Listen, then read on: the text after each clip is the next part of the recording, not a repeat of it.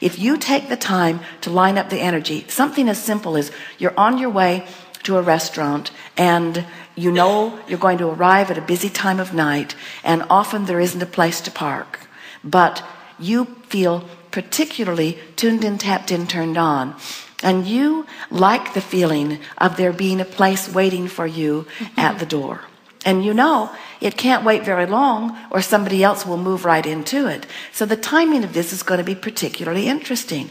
Just at the time you arrive, someone else is going to back out and the universe is going to say, here's your parking place. So you've played that over in your mind, and it's been a pleasant thought because it's not life or death. It doesn't mean you're bad or good. In other words, it's just something that you played with a little bit, and now you're driving into your parking place. And you might have even forgotten the conversation you had with yourself. But just as you are looking around for a place, there right in front of the door, someone backs out. And the person makes eye contact with you as if to say, here you go, I saved this for you. And when you put your car into that place and you consciously acknowledge the correlation between the thoughts you had in advance and the good feeling you had while you had them and the cooperative universe that has lined up this parking place for you, what happens is you begin to understand the vibrational cooperation of the universe. And all that has ever been missing has been your personal vibrational cooperation with self. So often you've been acting out of habit, or thinking or speaking out of habit, or biting your nails out of habit. And now you are more deliberately projecting your thought with an expectation of getting results. And as you start making those correlations, you begin to feel the invincible nature of your being. You begin to literally stand in the center of your universe, look around at the aspects and components of your life, choose from what is around you to make your decisions about what you want, and you begin making affirmative statements. Universe, I select this and this and this and this, and I will be watching for your ever-present cooperation. And then as you begin moving through life with that mindset, you begin noticing that all things begin to shape up just for you, just because you said so. That's awesome. Yes, it is.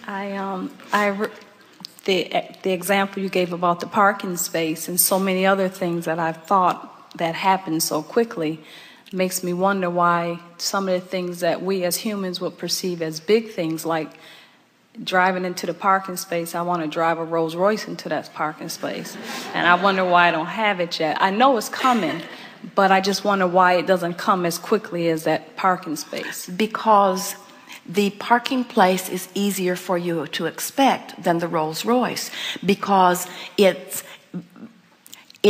not so much because you've practiced it.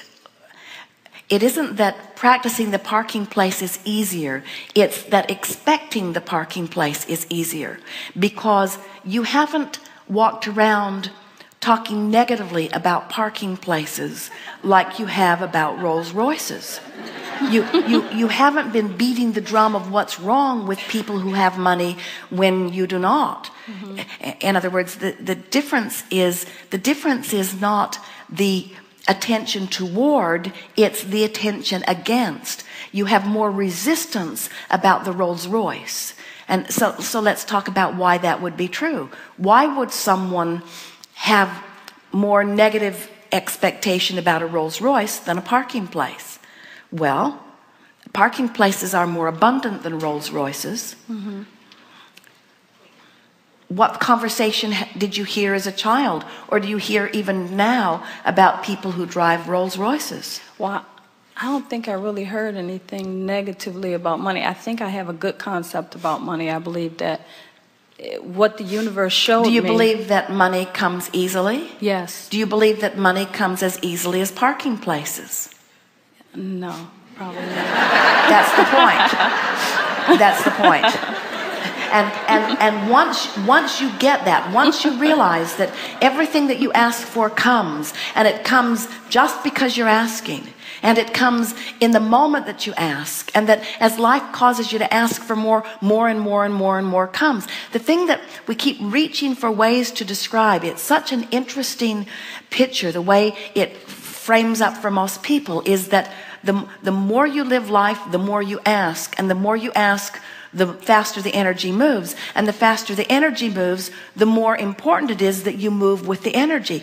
But most people, the faster the energy moves, they don't keep up with the faster moving energy because they've been listening to the people who also haven't been keeping up with the faster moving energy. So then people say things to you like, well, life isn't supposed to be easy and it gets harder and harder, and Rolls Royces don't grow on trees and things of that nature, until you develop these patterns of thought that just hinder you from what you want. And so then what this gathering is about is catching yourself in the act of the hindering thought and recognizing it, because viscerally it just feels off, and then chewing on the thought that feels off until it doesn't feel so off.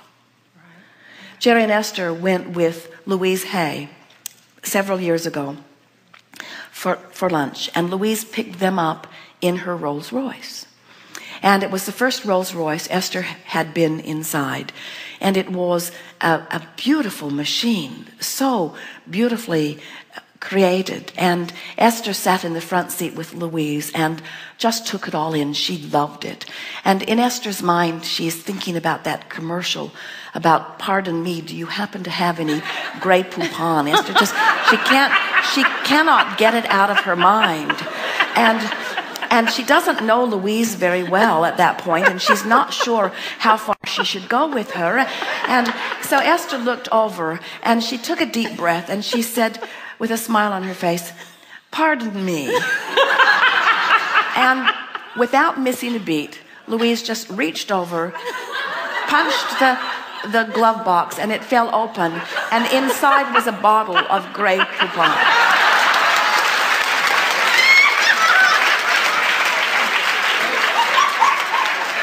And now Esther's saying to herself, my Rolls Royce experience is now complete. And now she's wanting to drive down the freeway and hold the bottle up and show it to people. She just cannot quite leave it alone. The whole thing is surreal. And then Louise drove to a beautiful little restaurant, and she ducked this big car into this very small garage and very skillfully parked it in a very small space. And Esther and Jerry and Louise could barely get out of the car. It was parked so close, but they managed to move out of, and Esther stood behind the car, and now her old thoughts relative to beautiful cars have been activated as Esther is looking at the cars parked on either side. And she said to Louise, aren't you worried about somebody bumping up against your beautiful car? Now this is Esther's still active vibration. In other words, it's one of the things that kept Esther from buying a beautiful car like that. It's one of the things that she worries about. In other words, it's still active in her vibration. She doesn't even know it's active in her vibration until suddenly she's standing there looking at this magnificent machine wedged in this tiny little place. And Louise said to Esther, she looked at Esther, and then this calm, cool breeze sort of blew out of her and all over Esther as Louise says, I never worry about my beautiful car. I just expect others to love and respect it as much as I do. Awesome. And Esther felt that peace of well-being just wash into her. In other words, it was a contrasting experience which caused a new rocket of desire, a summoning of source energy, perfect words flowing forth from someone. And Jerry and Esther, no matter where they park, no matter what they're parking, Esther often stops and looks back and plays Louise's soothing words over her that everyone will love and appreciate this as much as I do, you see. And so it's just a matter of recognizing that you're full of vibrations that you've picked up along your physical trail. Some of them serve you and some of them don't. And most of them don't matter at all. It's only if there's something that you want that's calling energy through you and you're not letting it through because you've got some cluttered vibration that you would even be aware that you have some cluttered vibration.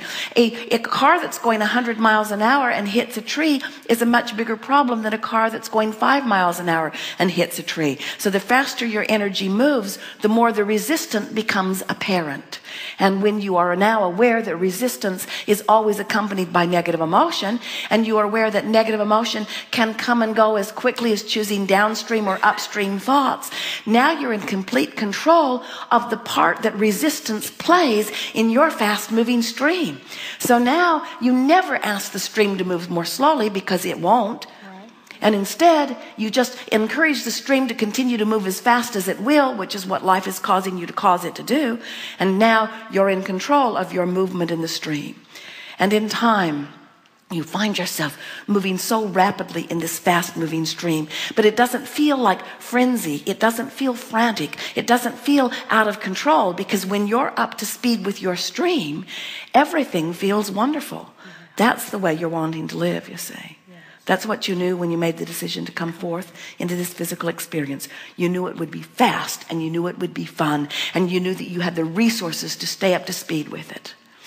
You would much rather be on a fast-moving stream, even paddling against the current, than in a stagnant pond. You really would. And that's why you came forth into this physical experience. You knew this physical experience would inspire fast-moving energy. You knew it would. You knew that this was the time of awakening. And you knew that in the time of awakening, your likelihood of waking up would be stronger. And so here you are in a fast-moving stream, feeling your emotions more keenly than ever before. And now, instead of grappling or worrying about all of these emotions, we encourage you to reach for one emotion and one emotion only. And that is the emotion of relief. Because where you are is always relative. And you might want to write this down. It's so profound. I am where I am. I am where I am. I am where I am. And I've got only one choice. I am where I am, and I can feel a little better or a little worse. That's it. I am where I am. Can't feel fabulous, can't feel awful. I am where I am, and my only choice is a little better or a little worse. I am where I am. My only choice is a little better or a little worse. And what happens to most people, we don't want to hurt your feelings. Most people every day feel a little worse and feel a little worse and feel a little worse. They watch CNN. They join the online chat groups. They carry things around of things that have gone wrong. They remember things from their childhood. But every day you have the option of feeling a little better and feeling a little better and feeling a little better and feeling a little better and feeling a little better about thousands of different subjects. And as you choose the better feeling thought and feel better, now you shift your placement in the universe. In other words, now, just by reaching for one thought that feels a little better, now your point of attraction has shifted. Now you have access to different rendezvous points. Now you have access to your boss being in a different mood when she rendezvous with you. Now you have access to different aspects of the economy. Now you have access to different personality points of those people that you are working with or that you are living with. In other words, just a little effort at feeling a little better shifts your whole point of attraction. Everyone in the universe is now assigned to you in a different way by law of attraction because of that shift in your vibration. And now you feel a little better, and now you feel a little better, and now you feel a little better, and before you know it, you're standing in front of your Rolls Royce, and you're not worried about it one bit, and you're shouting to the boundaries of the universe, everyone who has anything to do with me or my Rolls Royce must match up with me on the terms that I have practiced, you see. Right. Thank you. And in fact, that is what's happening all day, every day, isn't it? Yeah. Everything is matching up with you on the terms that you have practiced. You start noticing a whole lot of ornery people around you. You got to admit it, you're ornery. Yeah. Or you've been pushing against ornery people. Very good. Thank you. Yes, indeed.